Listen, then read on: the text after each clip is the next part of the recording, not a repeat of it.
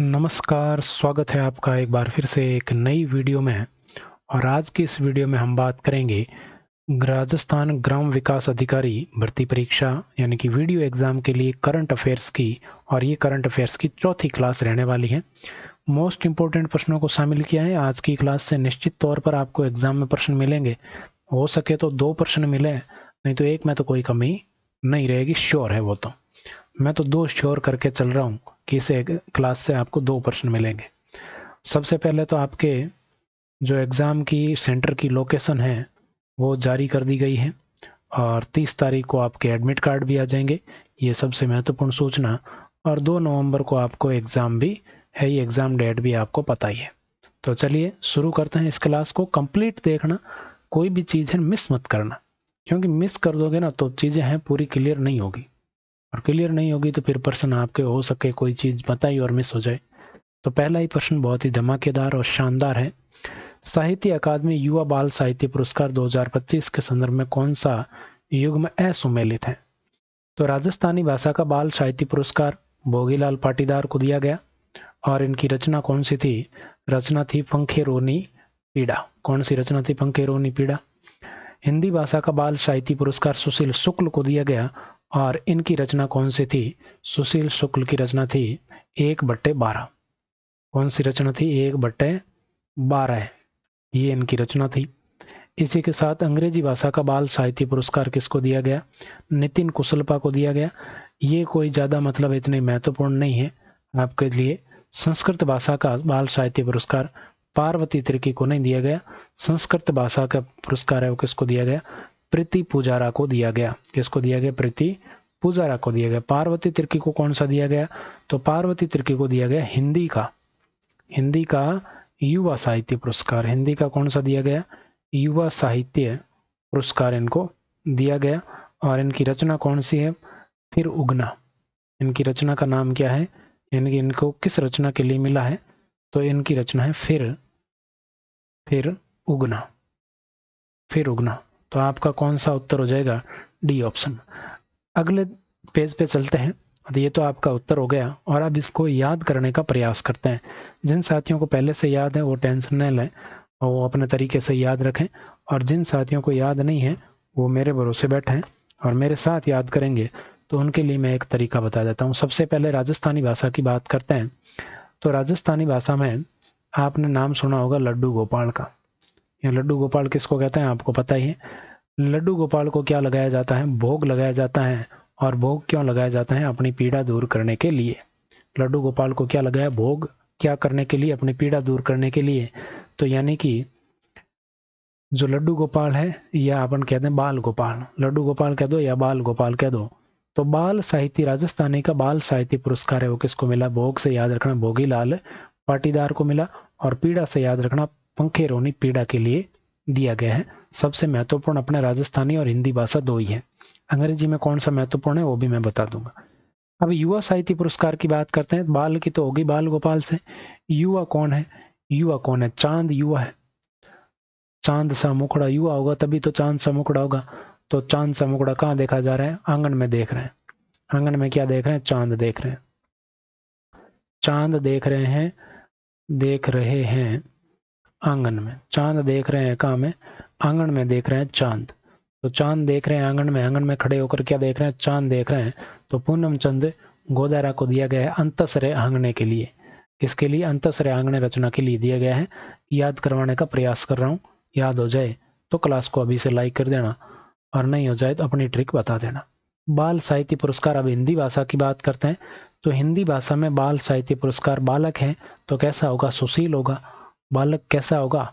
सुशील होगा। हिंदी में बालक कैसा है? सुशील है। सुशील है। इनकी रचना क्या? 1/12।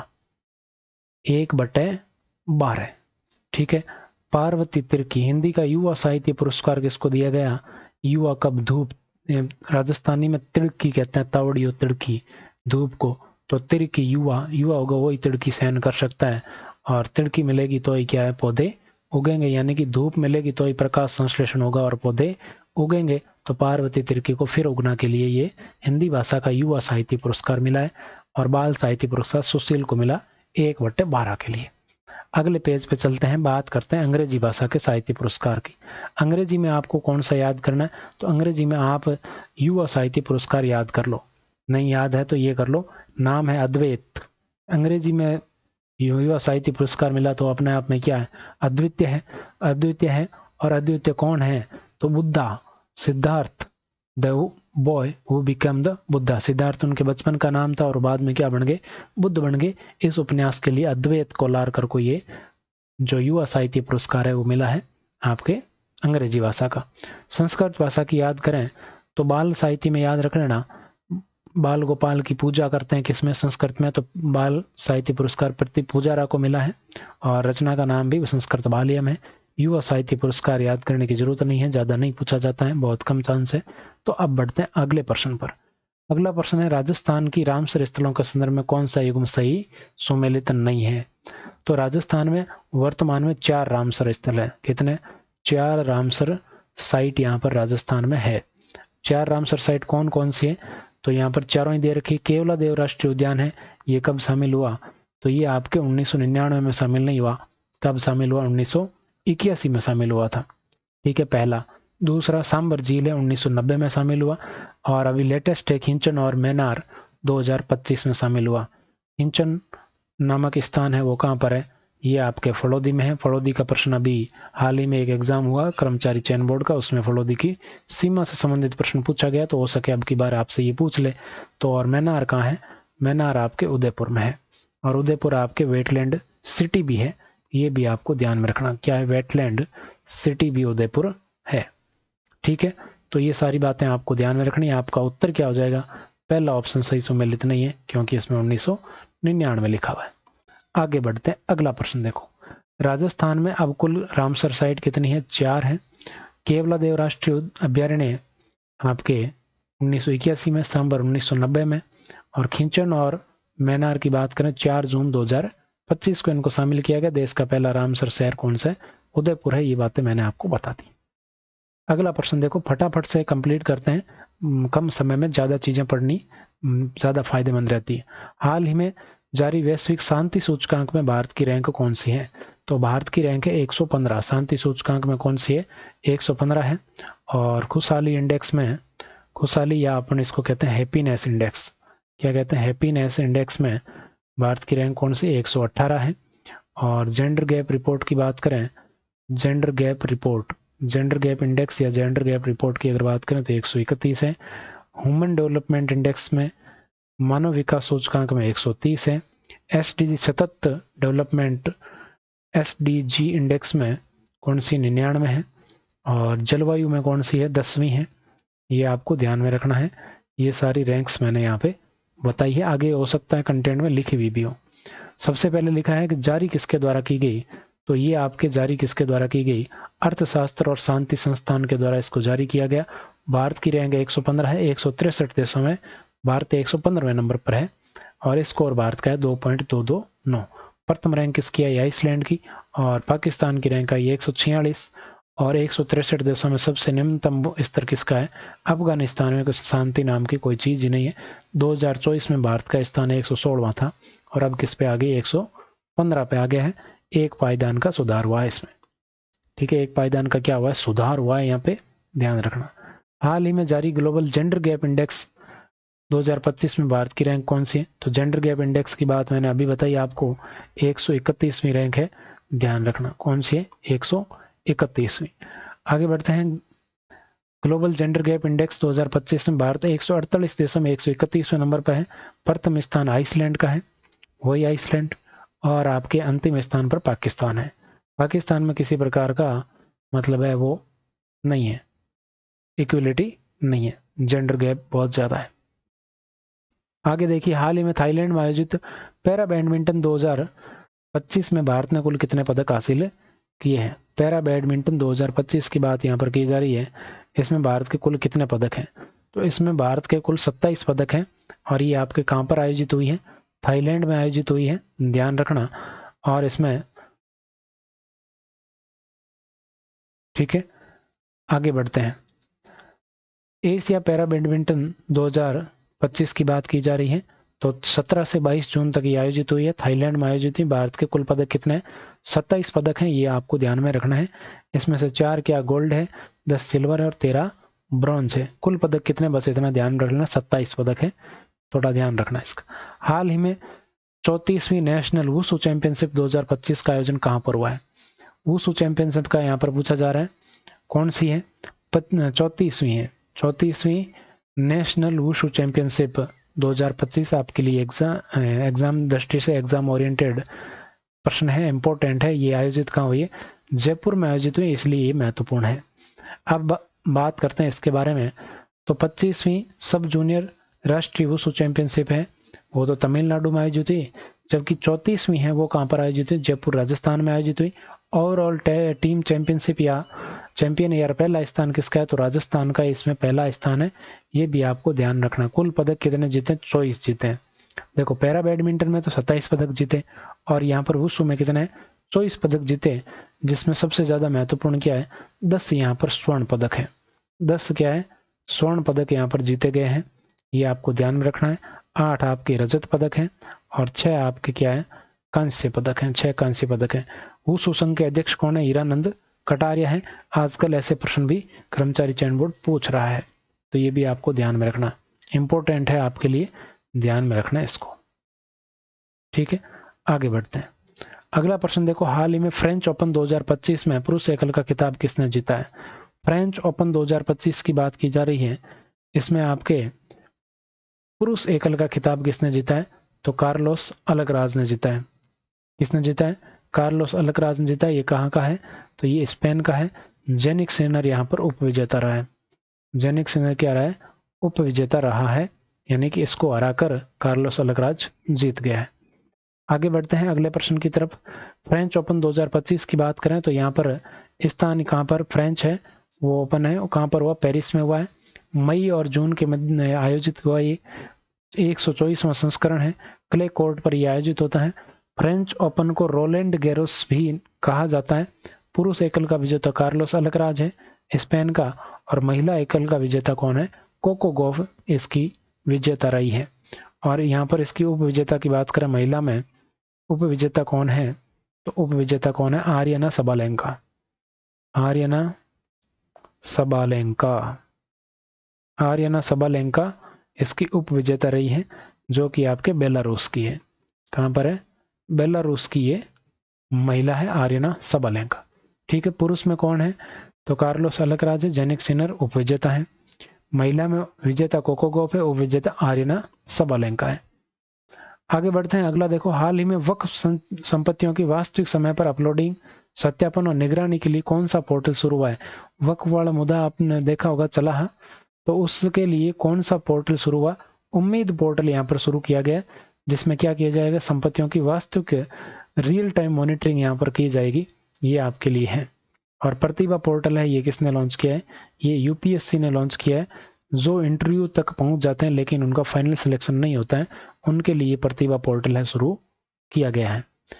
आगे देखिए, उम्मीद का अर्थ क्या है? उम्मीद का अर्थ है unified minority management empowerment efficiency development. क्या है उम्मीद का अर्थ? U for unified, M for minority management और ई का एम्पावरमेंट, एफिशिएंसी डेवलपमेंट, ये इसका फुल फॉर्म है। ये पोर्टल वक्फ अधिनियम 1995 के तहत तैयार किया गया है। ठीक है,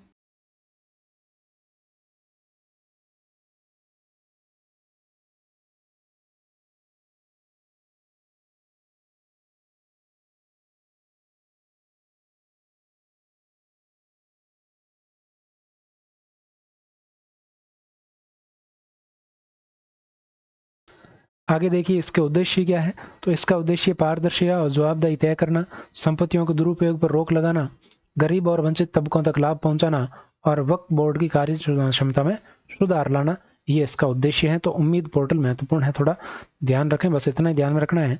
इसका मतलब क्या है, किसने इसको लॉन्च किया है, क्यों लॉन्च किया है। भारत सरकार ने ईरान इजरायल युद्ध के कारण ईरान में फंसे भारतीय नागरिकों की सुरक्षित वापसी के लिए कौन सा ऑपरेशन शुरू किया था? तो यहाँ पर कौन सा ऑपरेशन भारत सरकार के द्वारा चलाया गया था? तो फटाफट से बताइए, देखें। तो ईरान इजराइल युद्ध की बात की जा रही है, तो यहाँ पर ऑपरेशन सिंधु चलाया गया था, ये आपको पता होगा। ऑपरेशन शिवा की बात करें तो ये आपके कब चलाया गया, ये अमरनाथ यात्रा को सुरक्षित बनाने के लिए आपके चलाया गया था, अमरनाथ यात्रा के समय, ठीक है, तीर्थयात्रियों की सुरक्षा के लिए। ऑपरेशन सिंदूर आपके 7 मई को चलाया गया था भारतीय सेना के द्वारा पाकिस्तान के खिलाफ। ऑपरेशन केलर है, ये जम्मू कश्मीर में सेना के द्वारा ही चलाया गया था, ये भी आपको ध्यान में रखना है। आगे बढ़ते हैं, देखो और भी महत्वपूर्ण ऑपरेशन यहाँ पर दिए गए हैं भारतीय सेना के। ऑपरेशन शील्ड, ये 31 मई को चलाया गया था, युद्ध की मॉक ड्रिल और ब्लैकआउट के लिए ये ऑपरेशन शील्ड चलाया गया था। ऑपरेशन बर्मा की बात करें तो ये म्यांमार में भूकंप प्रभावित पीड़ितों की मदद के लिए चलाया गया। ऑपरेशन अजय की बात करें तो इजराइल हमास संघर्ष के दौरान भारतीय नागरिकों की वापसी के लिए। ऑपरेशन सिंदूर है वो पहलगाम हमले के जवाब में पाकिस्तान और पीओके में आतंकी ठिकानों पर हमला किया गया था, ठीक है, तो ये महत्वपूर्ण चीजें हैं, याद रखना। अगला देखो ऑपरेशन शिवा। ऑपरेशन शिवा अभी हमने बात की, अमरनाथ यात्रा के दौरान तीर्थयात्रियों की सुरक्षा के लिए ऑपरेशन शिवा चलाया गया। अब आगे देखो G7 शिखर सम्मेलन है, ये हाल ही में कहाँ हुआ है, कनाडा में हुआ। कनाडा और भारत का जो अभी रिश्ता है वो थोड़ा बीच में ठीक नहीं था, तो उसके कारण ये चर्चा में था, तो थोड़ा ध्यान में रखें। और 51वें नंबर का G7 शिखर सम्मेलन था, कनाडा में आयोजित हुआ। सांग्रीला डायलॉग है, ये कहाँ पर हुआ, तो सांग्री सिंगापुर, ऐसे याद रख लेना, और ये आपके 22वें क्रम का था, ठीक है। सांग्रीला डायलॉग कहाँ पर आयोजित हुआ है, सिंगापुर में आयोजित हुआ। आगे बढ़ते हैं, अगला प्रश्न देखिए, वंदे गंगा जल संरक्षण जन अभियान की अगर बात करें तो कौन सा कथन असत्य कथन है। वंदे गंगा जल संरक्षण अभियान की यहाँ पर बात की जा रही है, तो ये आज सबसे पहले तो आपको पता होना चाहिए कहाँ कब आयोजित हुआ, 5 से 20 जून तक आयोजित हुआ। गंगा दशहरा और पर्यावरण दिवस के अवसर पर आपके शुभारंभ किया गया। तो पर्यावरण दिवस आपको पता है कब मनाया जाता है, 5 जून को मनाया जाता है। उद्देश्य क्या है, भूजल स्तर को बढ़ाना, जल संचयन करना। टैग लाइन क्या है, पानी रो मान रखो, जीवन रो ध्यान रखो। ये टैग लाइन महत्वपूर्ण है, पानी रो मान रखो, जीवन रो ध्यान रखो, ये आपको ध्यान रखना है। शुभारंभ है मुख्यमंत्री भजनलाल शर्मा द्वारा ज्वाई बांध पाली से इसका शुभारंभ किया गया था, ये बात बिल्कुल गलत है। इसका शुभारंभ है वो ज्वाई बांध से नहीं किया गया था, इसका शुभारंभ किया गया था जमुआ रामगढ़, यानी कि रामगढ़ बांध से इसका शुभारंभ किया गया था। और रामगढ़ बांध कहाँ है, जयपुर में है, यहां से इसका शुभारंभ किया गया। तो डी ऑप्शन आपके लिए असत्य हो जाएगा, ठीक है। बात समझ में आ रही, बिल्कुल वीडियो एग्जाम ओरिएंटेड प्रश्न है, ध्यान से पूरा देख लीजिए और आपके लिए बहुत ही फायदेमंद क्लास साबित होगी। संकल्प से सिद्धि अभियान, संकल्प से सिद्धि अभियान, तो इसका उद्देश्य क्या है, सुशासन का प्रचार करना और केंद्र सरकार और राज्य सरकार की अपनी उपलब्धियों को जनता तक पहुंचाना। सेवा, सुशासन और गरीब कल्याण इसकी मुख्य थीम है, ठीक है। तो संकल्प से सिद्धि अभियान क्या मतलब है कि सुशासन से संबंधित अभियान है, ये 9 जून से 21 जून तक चलाया गया था। सुरक्षा चक्र अभियान राजस्थान पुलिस के द्वारा चलाया गया, कहां पर चलाया गया, बीकानेर में यह अभियान चलाया गया। और किसके लिए, स्कूली विद्यार्थियों के लिए, जो कक्षा 6 से 12 तक के विद्यार्थी हैं, उन छात्र छात्राओं को सेल्फ डिफेंस, आत्म रक्षा के लिए यह अभियान चलाया गया था, सुरक्षा चक्र अभ्यास, जिसमें जूडो, कराटे, मार्शल आर्ट जैसी विद्याओं को सिखाई गई, ठीक। आगे बढ़ते हैं, हाल ही में आपनो गांव साफ सुथरो गांव अभियान की शुरुआत कहां से हुई है। आपनो गांव साफ सुथरो गांव की अभियान की शुरुआत है वो कहां से हुई है, तो इस अभियान की बात करें तो ये अभियान 13 जून 2025 से शुरू हुआ है। 13 जून 2025 से कहां से शुरू हुआ, तो ये मोड़क नामक स्थान से शुरू हुआ। और मोड़क कहाँ है, रामगंज मंडी, और रामगंज मंडी कहाँ है, कोटा में। तो ये कुल मिलाकर बात करें तो कोटा से ये शुरू हुआ है, मोड़क कोटा से। और इसका उद्देश्य क्या है, प्रदेश के गांवों को साफ सुथरा बनाना। और इसकी शुरुआत किसने की है, इसकी शुरुआत की थी भूपेंद्र यादव ने। और भूपेंद्र यादव कौन है, केंद्रीय पर्यावरण और वन मंत्री है, ये आपको ध्यान होना चाहिए, ठीक है। तो ये आपके कोटा से शुरू किया गया, ए ऑप्शन बिल्कुल करेक्ट हो जाएगा। अगला प्रश्न देखिए, अगला प्रश्न क्या कह रहे हैं, एक पेड़ माँ के नाम 2.0, यानी कि एक पेड़ माँ के नाम अभियान का दोबारा से शुरुआत हो रही है। और एक पेड़ माँ के नाम अभियान है वो किसने शुरू किया था, तो ये पहले शुभारंभ किया था मोदी जी ने, 2024 में शुरू किया था, 5 जून 2024 को। और 5 जून 2025 को इसका दूसरा वर्जन है वो शुरू हुआ है शिक्षा मंत्री धर्मेंद्र प्रधान के द्वारा। इसका उद्देश्य 10 करोड़ पेड़ लगाना है। और पहले वाला का उद्देश्य क्या था? पर्यावरण संरक्षण को बढ़ाना और माताओं के लोगों को अपनी माताओं के सम्मान में एक पेड़ लगाने के लिए प्रोत्साहित किया था। तो एक पेड़ माँ के नाम अभियान के 2 वर्जन यहाँ पर जारी हो चुके हैं, ये आपको ध्यान रखना है। ठीक है, पहला वर्जन मोदी जी ने लॉन्च किया था 2024 में, और अभी लेटेस्ट वर्जन दूसरा वर्जन है वो शिक्षा मंत्री धर्मेंद्र प्रधान ने शुरू किया है, ध्यान रखें। आगे बढ़ते हैं, अगला देखिए, निम्न में से कौन सा युग्म सही सुमेलित नहीं है? कौन सा युग्म है वो सही सुमेलित नहीं है, ये आपको बताना। इंटरनेशनल बिग कैट अलायंस के अध्यक्ष कौन है? भूपेंद्र यादव है, जो कि आपके क्या है, केंद्रीय वन और पर्यावरण मंत्री है, वन प्लस पर्यावरण मंत्री भूपेंद्र यादव, ये बिग कैट अलायंस के अध्यक्ष है। बिग कैट अलायंस मतलब जो बड़ी बिल्ली होती है, बिग कैट का मतलब बिल्ली प्रजाति के बड़े जानवर। आरपीएससी के नए अध्यक्ष कौन है? उत्कल रंजन साहू है, इनको शॉर्ट में यूआर साहू भी कहा जाता है, ध्यान रखें। प्रधानमंत्री की आर्थिक सलाहकार परिषद के अध्यक्ष कौन है? एस महेंद्र देव है, ये बात भी बिल्कुल सही है। तो यहाँ पर इनमें से कोई नहीं आपका बिल्कुल करेक्ट होगा, डी ऑप्शन। ठीक है, सारे ही सही सुमेलित है, किसी में कोई गड़बड़ नहीं है, आपको ध्यान में रखना है।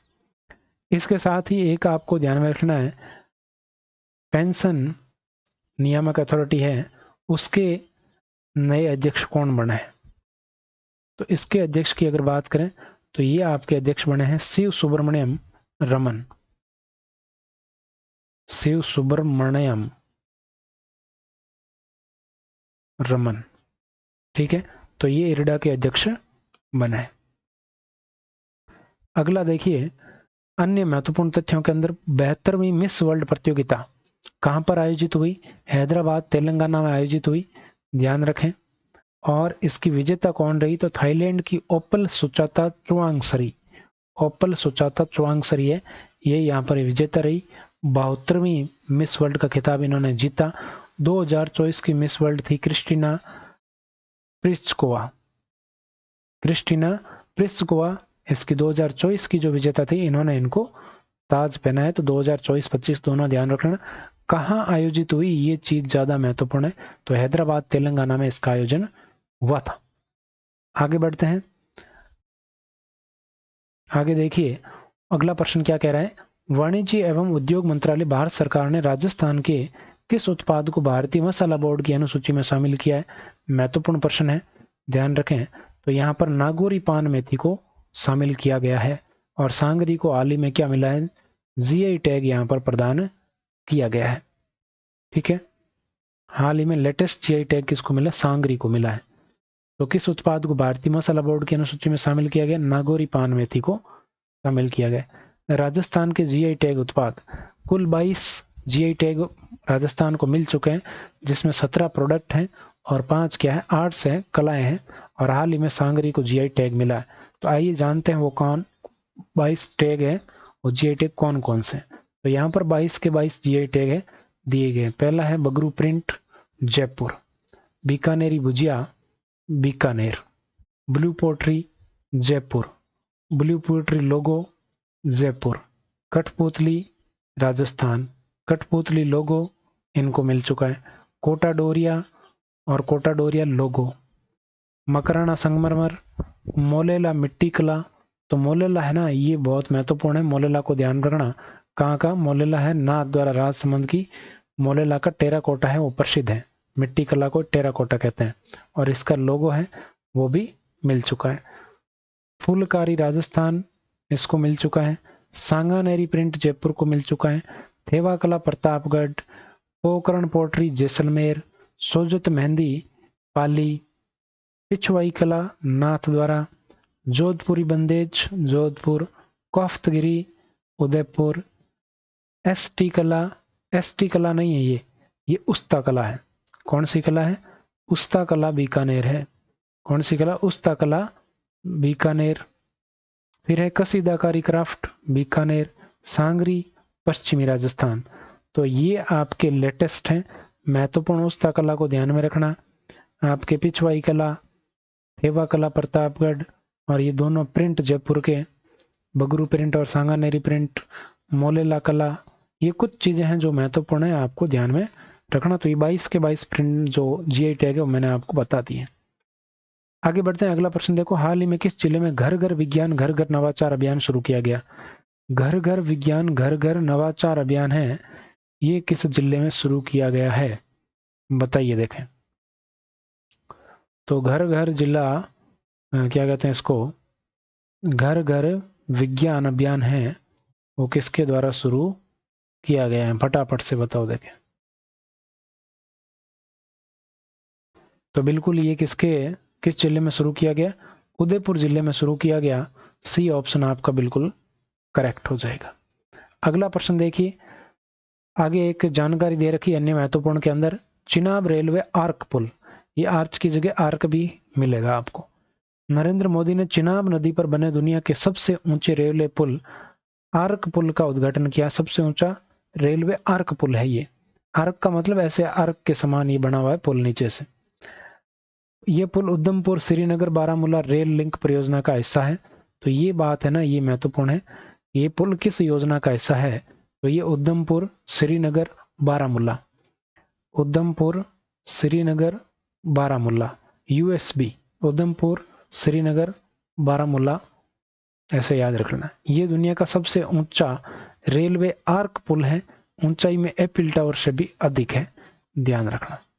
359 मीटर इसकी ऊंचाई है, ध्यान रखना। ठीक है, आगे बढ़ते हैं। अगला प्रश्न है, हाल ही में राजस्थान में किस जिले में बीड़ पापड़ लेपर्ड सफारी शुरू की गई है? बीड़ पापड़ लेपर्ड सफारी है, ये कहां पर शुरू की गई है? बताइए देखें फटाफट से। बीड़ पापड़ लेपर्ड सफारी, जल्दी बताएं। बीड़ पापड़ लेपर्ड सफारी है, कहां पर शुरू की गई है? तो ये आपके जयपुर में शुरू की गई। सी ऑप्शन बिल्कुल करेक्ट हो जाएगा। बीड़ पापड़ लेपर्ड सफारी की बात करें तो ये जयपुर शहर की तीसरी लेपर्ड सफारी है। इससे पहले दो और हैं। दो कौन कौन सी? एक है जालाना और दूसरी है आपके आमागढ़। एक जालाना और दूसरी आमागढ़ लेपर्ड सफारी पहले से चल रही। 5 जून को विश्व पर्यावरण दिवस के अवसर पर यह तीसरी लेपर्ड सफारी शुरू की गई। तो आपसे ये पूछा जा सकता है बीड़ पापड़ लेपर्ड सफारी कहाँ पर है? तो ये आपको ध्यान में रखना है कहाँ पर है। Nahargarh wildlife sanctuary Vidyadhar Nagar Jaipur के अंदर है, ध्यान रखना। अगला है राष्ट्रीय सुरक्षा खाद्य सुरक्षा योजना के अंतर्गत अपात्र व्यक्ति को स्वेच्छा से नाम हटवाने के लिए संचालित गिव अप अभियान की शुरुआत कब की गई? बहुत ही महत्वपूर्ण प्रश्न है। गिव अप अभियान की बात यहाँ पर की जा रही है। तो ये गिव अप अभियान है, ये आपके कब शुरू हुआ? बताइए देखें। गिव अप अभियान कब शुरू हुआ, जल्दी बताइए। तो गिव अप अभियान की बात करें तो ये 1 नवंबर 2024 से शुरू हुआ था। ए ऑप्शन आपका बिल्कुल करेक्ट हो जाएगा। राजस्थान सरकार के द्वारा ये अभियान चलाया गया है। अब जानते हैं इसके बारे में डिटेल से। शुरुआत हुई है 1 नवंबर 2024 से, राजस्थान सरकार ने इसको चलाया है। अपात्र व्यक्तियों को, जैसे कोई आय करदाता है। अब आपसे यहाँ पर प्रश्न ऐसे भी बन सकता है कि निम्न में से कौन सा खाद्य सुरक्षा के अंतर्गत अपात्र माना गया है? जो आय करदाता है, सरकारी कर्मचारी है, 4 पहिया वाहन का मालिक है, या जिनकी आय 1 लाख रुपए से अधिक है वार्षिक आय, को खाद्य सुरक्षा सूची से अपना नाम हटाने के लिए प्रोत्साहित किया गया। और इससे बचे हुए खाद्यान्न को गरीब और वंचित वर्गों तक पहुंचाना, ताकि कोई भूखा न सोए का लक्ष्य पूरा हो सके। अभियान में प्रथम कौन आया है? जयपुर जिला। जयपुर जिले ने सबसे ज्यादा गिव अप किया है, यानी कि सबसे पहले यही थे लोग ज्यादा जुड़े हुए, तो उन्होंने गिव अप कर दिया। 31 मार्च 2025 तक 17.63 लाख से अधिक अपात्र लोगों ने स्वेच्छा से योजना छोड़ दी है। तो ये आंकड़ा भी ध्यान में रखना, 17.63 लाख लोगों ने इन्होंने गिव अप कर दिया यहाँ पर। ठीक है, ध्यान रखें। आगे देखिए, हाल ही में राजस्थान की पहली इलेक्ट्रिकल डबल डेकर बोट किस झील में संचालित की गई? पूछा हुआ प्रश्न, अति महत्वपूर्ण प्रश्न फिर पूछा जा सकता है। तो ये कहां पर हुआ है? तो ये आपके पिछोला झील के अंदर डबल डेकर बोट है, वो संचालित की गई है। पिछोला झील की बात करते हैं तो राजस्थान की पहली electric double decker boat Pichola झील उदयपुर में संचालित की गई। और ये तकनीक यहाँ पर कौन सी काम में ली गई? पेंटून तकनीक काम में ली गई। पिछोला झील का निर्माण पिच्छू चिड़ीमार चित्रमल बंजारा, या सीधा सीधा ध्यान रखो पिच्छू बंजारे ने यहाँ पर इसका निर्माण है वो करवाया था, पिच्छू बंजारे द्वारा। ये आपको इतिहास में ज्यादा नाम मिलता है। झील के महल कौन से? झील के किनारे एक जग निवास महल है और एक जग मंदिर महल है। जग मंदिर का निर्माण है वो जगत सिंह प्रथम द्वारा पूरा करवाया गया, जबकि जग निवास है उसका निर्माण है आपके सेकंड के द्वारा पूरा करवाया गया। जो निवास है वो वर्तमान में होटल है और मंदिर है वो मंदिर है। तो देखो याद कैसे रखें, तो पहले क्या है, मंदिर जाते हैं तो यहाँ पर आएगा जगत सिंह प्रथम। पहले मंदिर जाते हैं तो जगत सिंह प्रथम ने क्या पूरा करवाया? मंदिर बनवाए। निवास तो बाद में चाहिए, पहले मंदिर चाहिए, पहले भगवान खुद बाद में। तो निवास वाला है वो किसने बनाया? जगत सिंह सेकंड ने बनाया, यानी कि ये दूसरे स्थान पर, ऐसे याद रख लेना। आगे देखिए, राष्ट्रीय ई गवर्नेंस पुरस्कार 2025 में गोल्ड पुरस्कार से किस राज्य की ग्राम पंचायत को सम्मानित किया गया? बहुत ही शानदार प्रश्न है। किस राज्य की ग्राम पंचायत को है वो ये पुरस्कार मिला है? फटाफट से बताओ, देखें जल्दी बताओ, किस राज्य की जो ग्राम पंचायत है उसको ये पुरस्कार मिला है?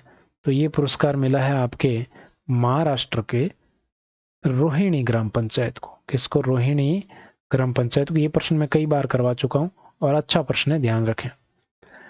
हाल ही में इंटरनेशनल योग दिवस के लिए राजस्थान सरकार ने ब्रांड एम्बेसडर के रूप में किसे नियुक्त किया है? राजस्थान सरकार ने ब्रांड एम्बेसडर किसको बनाया? तो सौम्या गुर्जर को बनाया। किसको बनाया? सौम्या गुर्जर को यहाँ पर ब्रांड एम्बेसडर बनाया है। कौन है सौम्या गुर्जर? तो सौम्या गुर्जर जयपुर ग्रेटर नगर निगम की महापौर हैं। इनको अंतर्राष्ट्रीय योग दिवस के अवसर पर राजस्थान सरकार ने ब्रांड एम्बेसडर नियुक्त किया। योग दिवस कब मनाया जाता है? 21 जून को। थीम क्या थी? एक पृथ्वी एक स्वास्थ्य के लिए योग, यानी कि yoga for one earth one health. Yoga for one earth one health, ये इसकी थीम थी, ये आपको ध्यान में रखना है। और राष्ट्रीय स्तर पर इसका प्रोग्राम है वो कहाँ पर हुआ था? विशाखापट्टनम में हुआ था, ये भी आपको ध्यान में रखना है। आप मेरे को बताइए कि राज्य स्तरीय प्रोग्राम है वो कहाँ पर हुआ, फटाफट से बताएं, जब तक आगे प्रश्न आ जाएगा इसका। आगे देखिए, राजस्थान में सरकार के द्वारा काजलिया ग्राम में पार्क स्टोन पार्क है वो बनाने की घोषणा की है। ये किस जिले में है? तो बताओ, देखें स्टोन पार्क किस जिले में बनाया जा रहा है? बताओ, जल्दी बताओ। स्टोन पार्क है वो किस जिले में बनाया जा रहा है? राजस्थान के। जल्दी से बताओ, देखें स्टोन पार्क है वो किस जिले में बनाया जा रहा है? राजस्थान का, बताओ। तो यहाँ पर अगर बात करें तो ये जो काजलिया गांव है, ये काजलिया गांव आपके आता है बूंदी के अंदर। कहाँ पर आता है? बूंदी के अंदर काजलिया गांव है। इस काजलिया गांव में स्टोन पार्क बनाया जा रहा है। पहले भी बहुत सारे हैं लेकिन गांव का नाम ऐसा ये काजलिया, तो पूछा जा सकता है कि काजलिया गांव कहाँ है, तो बूंदी जिले में। राजस्थान का पहला संत कबीर शोध केंद्र कहाँ पर है? तो ये आपके कोटा में, मुकुंदरा विहार कोटा में स्थापित किया जा रहा है। 20 करोड़ की लागत आएगी। और कौन स्थापित कर रहा है? कोटा विकास प्राधिकरण द्वारा स्थापित किया जा रहा है। इसका उद्देश्य क्या है कि संत कबीर के जो भी साहित्यिक योगदान है, सामाजिक योगदान है, वो जनता तक पहुंचाया जाएगा। ये आप पीडीएफ से पढ़ लेना।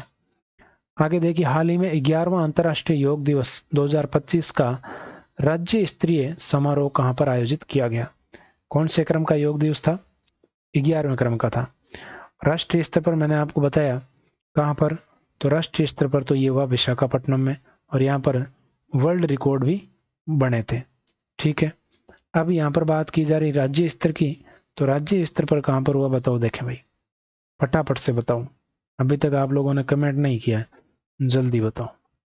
11वें क्रम का है ये। कौन से क्रम का है? 11वें क्रम का है। ये भी आपको ध्यान में रखना है। जल्दी जल्दी जल्दी जल्दी बताओ। तो बिल्कुल कहां पर आयोजित हुआ? जैसलमेर के अंदर आयोजित हुआ। और जैसलमेर के बारे में और डिटेल जानते हैं तो ये खूड़ी सैंड ड्यून्स जैसलमेर में आयोजित हुआ। मुख्य अतिथि भी मदन लाल शर्मा थे। अंतर्राष्ट्रीय योग दिवस 21 जून को। 11वां संस्करण। थीम आपको पता ही है, अभी अभी मैंने बताई, yoga for one earth one health, यानी कि एक स्वास्थ्य और एक पृथ्वी के लिए योग। तो ये महत्वपूर्ण है, ध्यान में रखना। खुड़ी सैंड ड्यून्स जैसलमेर में योगा डे आयोजित हुआ था राज्य स्तरीय। हाल ही में ऑपरेशन सिंदूर को समर्पित सिंदूर स्मारक पार्क है, वो कहाँ बनाए जाने की घोषणा हुई है? तो ये बनाया जाएगा आपके कच्छ गुजरात के अंदर। कहाँ पर बनाया जाएगा? कच्छ गुजरात में। ठीक है, आगे बढ़ते हैं। अगला प्रश्न देखिए, हाल ही में जारी जलवायु परिवर्तन सूचकांक 2025 में भारत की रैंक कौन सी है? जलवायु परिवर्तन सूचकांक की बात यहाँ पर की जा रही है, तो बताइए। देखें, जलवायु परिवर्तन सूचकांक 2025 में भारत की रैंक कौन सी है? 10वीं रैंक है, ध्यान रखना। एक है फायर पावर इंडेक्स, नहीं पूछा जाएगा, लेकिन फायर पावर इंडेक्स को ध्यान में रखना, इसमें रैंक है 4थी। ठीक, आगे देखिए, भारत का पहला वंदे भारत रेल रखरखाव डिपो कहाँ प्रारंभ होगा? इंपोर्टेंट प्रश्न है, पूछा जा सकता है। राजस्थान में प्रारंभ होगा, और राजस्थान में कहाँ प्रारंभ होगा? जोधपुर में प्रारंभ होगा। राजस्थान है, जोधपुर में प्रारंभ होगा। INS गुलदार में भारत का पहला अंडर वाटर म्यूजियम कहाँ प्रारंभ किया जाएगा? तो भारत का पहला अंडर वाटर म्यूजियम कहाँ प्रारंभ किया जाएगा? महाराष्ट्र के अंदर प्रारंभ किया जाएगा। बी ऑप्शन बिल्कुल करेक्ट हो जाएगा। अगला प्रश्न देखिए, हाल ही में टाइगर क्लो अभ्यास भारत और किस देश की वायुसेना के मध्य हुआ? तो ये टाइगर क्लो अभ्यास है, एक तो ये पहली बार हो रहा है। क्या हो रहा है? पहली बार। कहाँ पर आयोजित हुआ? मतलब किस किस के मध्य हुआ? तो ये आपके USA और भारत की सेनाओं के मध्य हुआ है, संयुक्त अभ्यास है। अगला देखिए, नागरिकों को सशक्त बनाएं, भ्रष्टाचार को उजागर करें, ये जो आदर्श वाक्य है वो किसका है? तो ये आदर्श वाक्य है आपके लोकपाल का। किसका है? लोकपाल का आदर्श वाक्य है। अच्छा प्रश्न है, ध्यान में रखें। हाल ही में अमित शाह ने कौन सी जनगणना की घोषणा की है? 16वीं जनगणना की घोषणा की है, ध्यान में रखना, सी ऑप्शन। आगे बढ़ते हैं, अगला प्रश्न देखो, हाल ही में केंद्र सरकार ने कितने रुपए की फास्ट टैग पास की घोषणा की है? तो केंद्र सरकार ने घोषणा की है कि आप 3000 रुपए का फास्ट टैग ले लो, जिसमें आप वर्ष भर है वो इसको काम में ले सकते हो। हाल ही में संविधान हत्या दिवस कब मनाया गया? ये प्रश्न हाल ही में किसी एग्जाम में पूछा गया था। तो ये आपके 25 जून को मनाया गया संविधान हत्या दिवस। और क्यों मनाया गया वो आपको पता ही, इमरजेंसी लागू हुई थी। 5 जून को मनाया जाता है पर्यावरण दिवस। कौन सा दिवस? पर्यावरण दिवस मनाया जाता है। और आपके 16 सितंबर को कौन सा दिवस मनाया जाता है? 16 सितंबर को आपके ओजोन दिवस मनाया जाता है। और ओजोन का रासायनिक सूत्र O3 होता है, ध्यान में रखें। इसके अलावा आपकी बात करें तो 22 मई को कौन सा दिन मनाया जाता है? जैव विविधता दिवस मनाया जाता है। कौन सा? जैव विविधता दिवस मनाया जाता है। और 22 अप्रैल को कौन सा मनाया जाता है? ये आप बताएंगे, 22 अप्रैल को आप बताएंगे। अगला प्रश्न देखिए, हाल ही में दिल्ली मुंबई एक्सप्रेसवे पर कहां पर भारत का सबसे लंबा एनिमल ओवरपास का निर्माण किया गया? तो ये निर्माण किया गया आपके राजस्थान में। और राजस्थान में कहां पर? तो राजस्थान में आपके सवाई माधोपुर एक जिला है, सवाई माधोपुर। और इस सवाई माधोपुर जिले के अंदर एक स्थान है जिसका नाम है रणथंभौर, जहां पर त्रिनेत्र गणेश मंदिर भी है और जोगी महल भी है। रणथंभौर टाइगर रिजर्व के अंदर ये निर्माण किया गया एनिमल ओवरपास, ताकि कोई भी दुर्घटना यहाँ पर घटित नहीं हो। यहाँ पर रणथंभौर में किसका मंदिर है? रणथंभौर में त्रिनेत्र गणेश मंदिर है, त्रिनेत्र गणेश मंदिर। ठीक है। और राजस्थान का पहला साका भी कहाँ पर हुआ था? राजस्थान के इतिहास का पहला साका, तो पहला साका भी यहीं पर हुआ था आपके रणथंभौर के अंदर। रणथंभौर का प्रतापी शासक कौन हुआ है? प्रतापी शासक हुआ है हमीर चौहान। ठीक है, यहाँ पर सत्ता की स्थापना किसने की थी? गोविंद चौहान ने की थी। ठीक है, जो कि पृथ्वीराज चौहान से संबंधित था। ठीक है, यहाँ पर रणथंभौर दुर्ग की कुंजी किसे कहते हैं? यहाँ पर आता है जाइन दुर्ग। जाइन दुर्ग को क्या कहते हैं? रणथंभौर दुर्ग की कुंजी कहते हैं। ठीक है, और ये एक रणथंभौर दुर्ग है, कैसा दुर्ग है, बख्तरबंद दुर्ग है। तो ये थी आज की क्लास। आज की क्लास कैसी लगी कमेंट सेक्शन में जरूर बताइएगा, और अच्छी लगी है तो टेलीग्राम पर जुड़ जाइए, इसकी पीडीएफ वगैरह है आपको टेलीग्राम पर ही मिलेगी। आज के लिए बस इतना ही, मिलते हैं नेक्स्ट क्लास में। कोई सुझाव हो तो जरूर बताइएगा, बाकी की बातें करते हैं नेक्स्ट क्लास में। आज के लिए इतना ही, थैंक यू।